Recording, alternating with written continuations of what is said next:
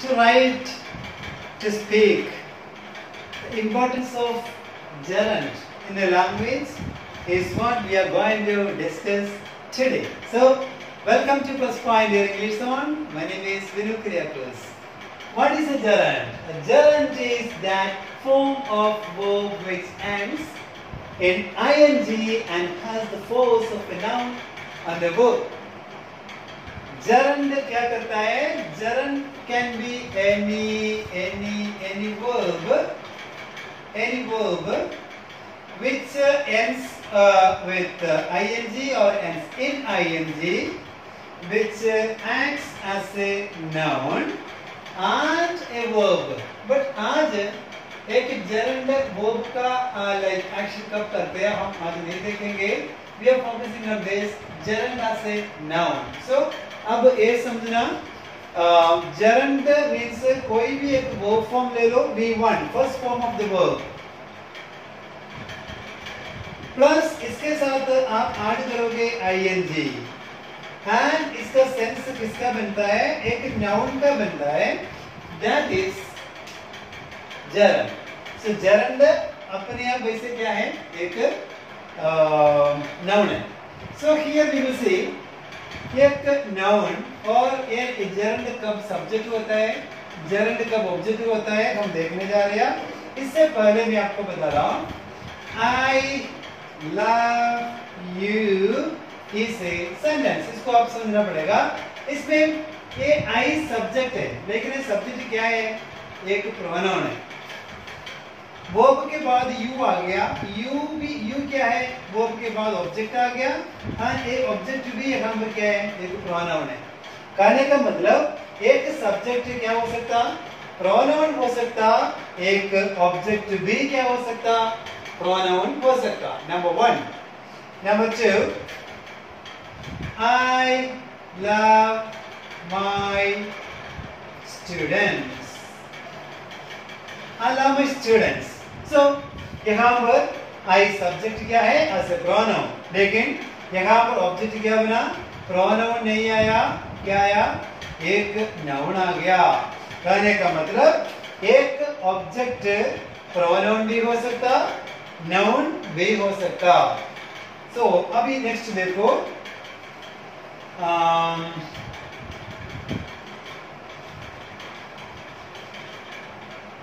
Teachers love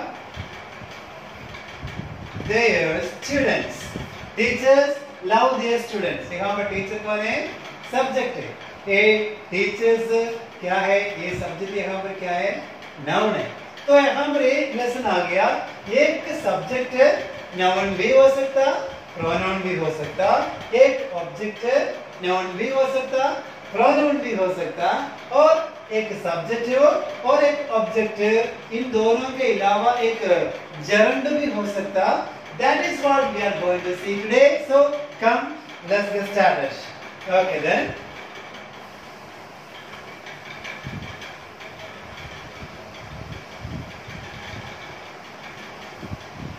Come on.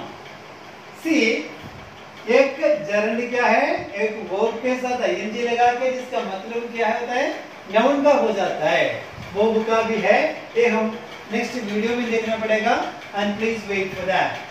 Now first example is this play. अब देखने वाला ये प्ले के साथ क्या लगाया? ing लगाया. यहाँ पर एक बात यही है. आगे कौन कौन सा ing देख लेंगे. सो playing cards is not allowed here. यहाँ पर आप ये सोच सकते हैं प्लेइंग कार्ड्स तो ज्यादा है तो आर क्यों नहीं आया? Playing cards are not allowed here. बहुत ज्यादा हमारे स्टूडेंट्स और अपने राइटिंग में और स्पीकिंग में करते हैं. सो उनको ये नहीं पता gerund हमेशा सिंगुलर है. तो यहाँ पर प्लेइंग कार्ड्स में एक सब्जेक्ट क्या है? प्लेइंग. कहने का मतलब प्लेइंग वर्ब के साथ ing लगा के वर्ब से पहले क्या मैंने आपको बोला? एक सब्जेक्ट नाउन हो सकता, प्रोनाउन हो सकता, gerund हो सकता. यहाँ पर क्या हो गया? वर्ब से पहले सब्जेक्ट आता है. सो सब्जेक्ट यहाँ पर gerund सिंगुलर है. सो क्या हो गया? Playing cards. कार्ड्स नहीं है सब्जेक्ट. प्लेइंग कार्ड्स खेलना. कार्ड्स खेलना क्या है? अलाउड नहीं है. सो ये वर्ब के लिए ये सब्जेक्ट आ गया। कहने का मतलब यहाँ पर जरंड का रोल क्या है? यहाँ पर जरंड का रोल ये है सब्जेक्ट। आज से सब्जेक्ट एक क्या आ गया? आज से सब्जेक्ट। यहाँ पर फर्स्ट एग्जाम्पल में जरंड केम आज से सब्जेक्ट।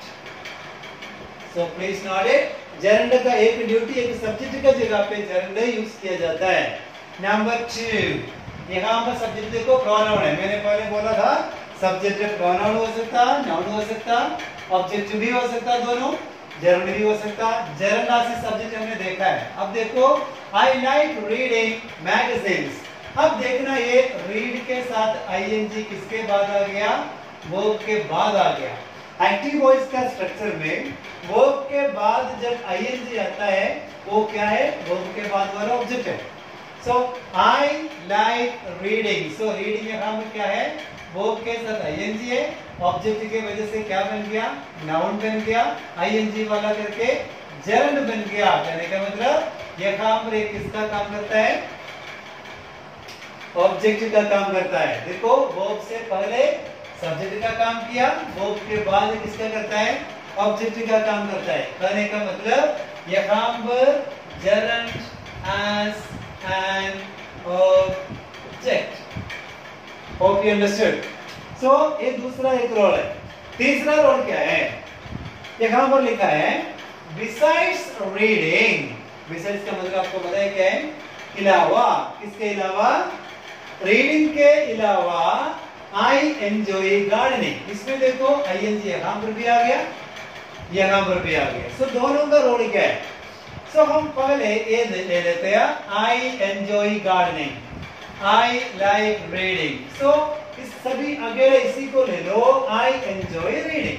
सो यहाँ पर आई क्या है? सब्जेक्ट है। एंजॉय क्या है? वर्ब है। वर्ब के बाद क्या आ गया? Gardening. Garden plus ING gardening आ गया। तो ये गार्डनिंग वर्ब के बाद आने के वजह से क्या बन गया? Object of the verb. Verb का ऑब्जेक्ट काम करता है। पर इधर भी है, यहाँ पर देखो रीड प्लस आईएनजी रीडिंग। अब ये रीडिंग किसके बाद आ गया? बिसाइड्स के बाद आ गया। बिसाइड्स क्या है? बिसाइड्स एक प्रीपोजिशन है। क्या है? प्रीपोजिशन। जैसे in, at, on, of, from, by, right, after, before, उसी की तरह बिसाइड्स भी क्या है? प्रीपोजिशन है।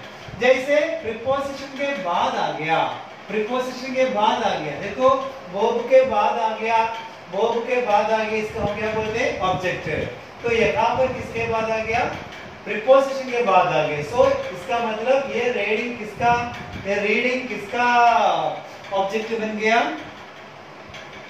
ऑब्जेक्ट ऑफ प्रीपोजिशन का ऑब्जेक्ट बन गया। सो कहने का मतलब ये क्या? वर्ब का ऑब्जेक्ट बन गया, ये प्रीपोजिशन का ऑब्जेक्ट बन गया।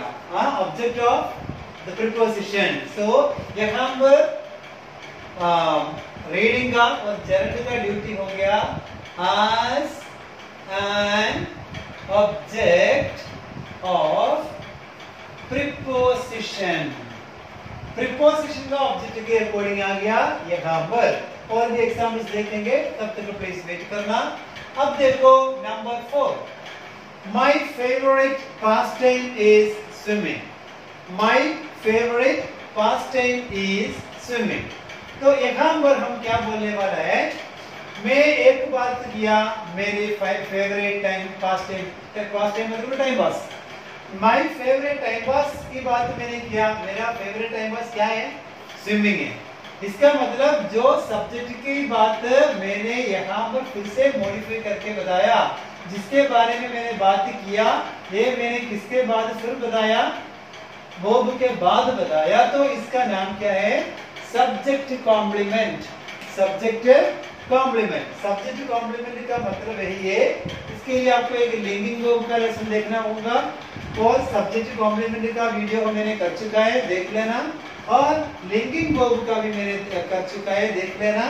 This will make you easy for that. Okay, so पता लगना चाहिए जर्नल इफेक्टिवली यूज करने के लिए बहुत कुछ सीखना पड़ता है।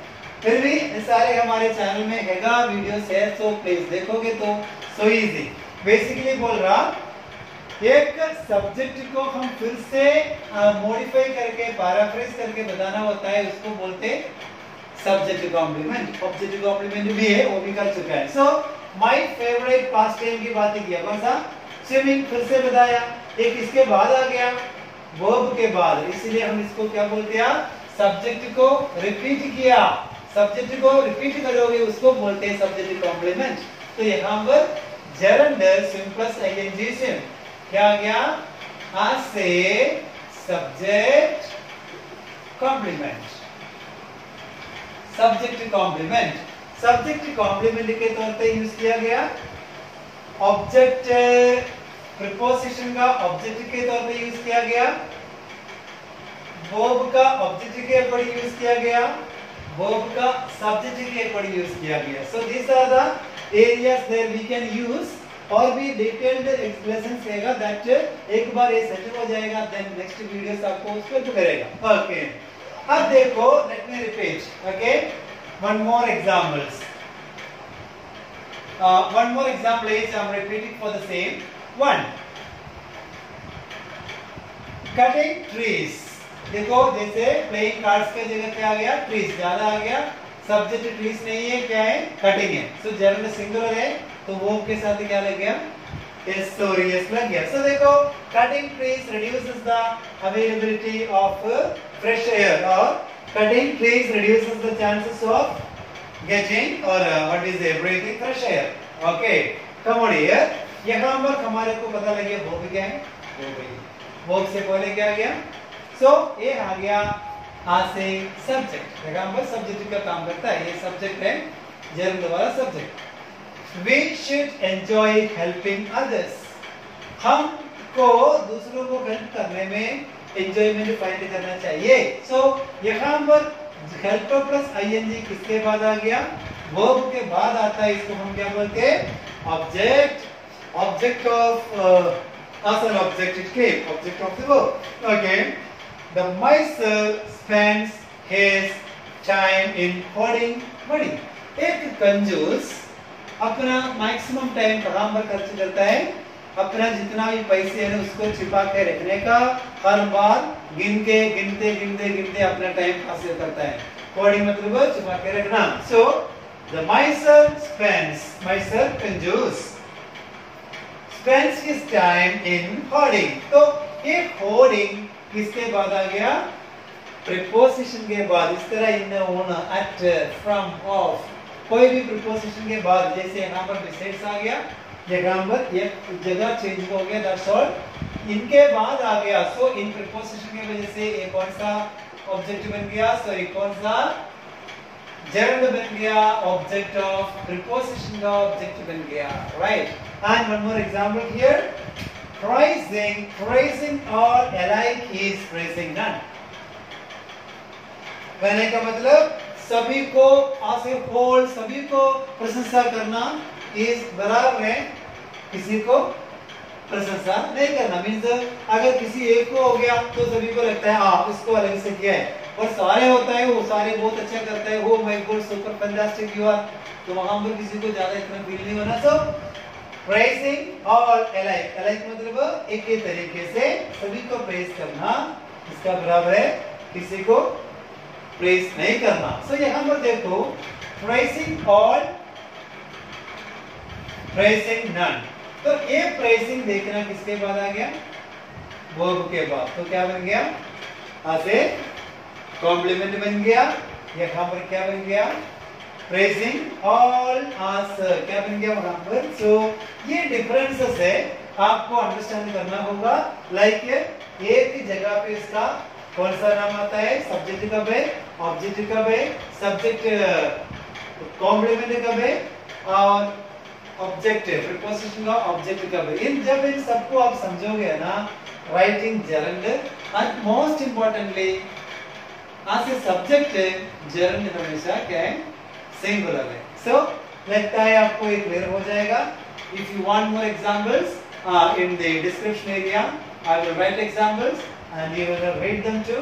In your comment section you can ask your questions, even you can send your examples and I will see and reply. Okay, thank you very much. If you are watching it for the first time, don't forget to subscribe. Bye.